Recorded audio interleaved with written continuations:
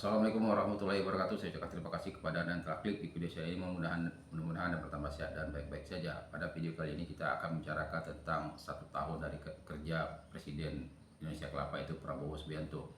Jadi dalam suatu negara itu ada 3 bidang yang sering diperhatikan orang tentang keberhasilan suatu pemerintahan. Yang pertama bidang politik, yang kedua dalam bidang hukum, yang ketiga di bidang ekonomi. Jadi kalau kita lihat di bidang politik, nampaknya politik itu berjalan dengan baik karena tidak ada gonjang-ganjing politik. Nampaknya semua partai itu diam-diam saja. Cuma keadaan seperti ini kita harus waspada juga, apakah ini betul-betul diam ataupun di dalam itu berkecamuk, kita tidak tahu. Tapi kalau kita lihat secara umum, politik ini berjalan dengan baik. Arti katanya tidak ada yang meresahkan dalam bidang politik. Yang kedua adalah bidang hukum. Kalau bidang hukum kita lihat secara de facto-nya hukum ini udah agak berjalan dengan menangkap beberapa koruptor dan mengeksekusi juga. Setelah itu kemarin ada pengembalian kepada negara uang sebanyak 13 triliun. Jadi suatu angka yang sangat fantastis juga. 13 triliun itu sudah bisa membangun berbagai macam kegiatan gitu. Setelah itu kalau kita lihat dalam bidang hukum ini secara juris formalnya kurang berhasil gitu. Kenapa? Pemerintah bersama DPR, eksekutif dan sesama legislatif itu belum juga mengesahkan undang-undang perampasan aset serta hukuman bagi koruptor. Jadi kalau secara de facto itu mungkin tergantung figur ya, karena figurnya itu lagi baik gitu orangnya, ataupun dia betul-betul ingin memperjuangkan Indonesia, maka semua itu bisa berjalan. Tetapi kalau undang-undang yang tidak dibikin, nanti diganti lagi petugasnya, nanti tidak berjalan dengan baik. Jadi kalau undang-undang itu sudah disahkan oleh DPR dan yang telah dibentuk, jadi kerjasamakan dengan pemerintah, maka undang-undang ini bisa menjadi acuan untuk orang ke depan. Jadi ke depan siapapun penyelenggara negara, dia akan menjalankan undang-undang itu.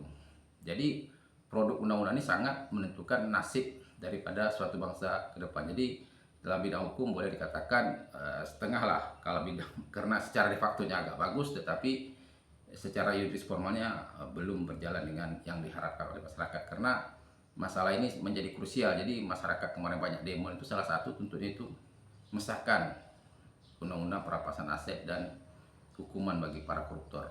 Lalu di bidang ekonomi, jadi bidang ekonomi kemarin itu Menteri Keuangan kita itu yang pertama itu Sri Mulyani. Jadi Sri Mulyani ini dia punya kebijakan, kalau ada masalah keuangan dia akan menaikkan pajak. Jadi sangat meresahkan masyarakat. Jadi masyarakat sangat gerah juga dengan kebijakan daripada Menteri Keuangan yang kemarin.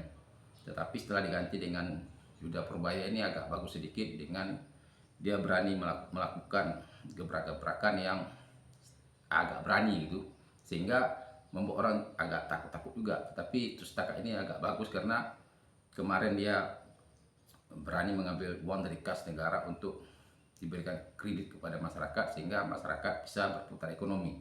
Jadi dalam bidang ekonomi ini sebenarnya pemerintah tidak perlu banyak membangun infrastruktur, tapi yang penting dalam bidang ekonomi adalah bagaimana pemerintah bisa menciptakan pertumbuhan ekonomi. Jadi pertumbuhan ekonomi harus kita kejar. Jadi untuk mendukung pertumbuhan ekonomi itu yang harus dikerjakan oleh pemerintah. Jadi kalau infrastruktur seperti kereta cepat kemarin itu yang sekarang bermasalah, masalah utangnya belum sulit untuk melunasi. Jadi kita ini kan tidak penting sebenarnya, tetapi karena pemerintahan yang lalu bikin, ya sekarang yang akan menanggungnya. Tetapi sekarang pun dia tidak mau juga membayar pakai APBN. Jadi nanti kita akan bicarakan juga masalah kereta cepat itu secara spesifik.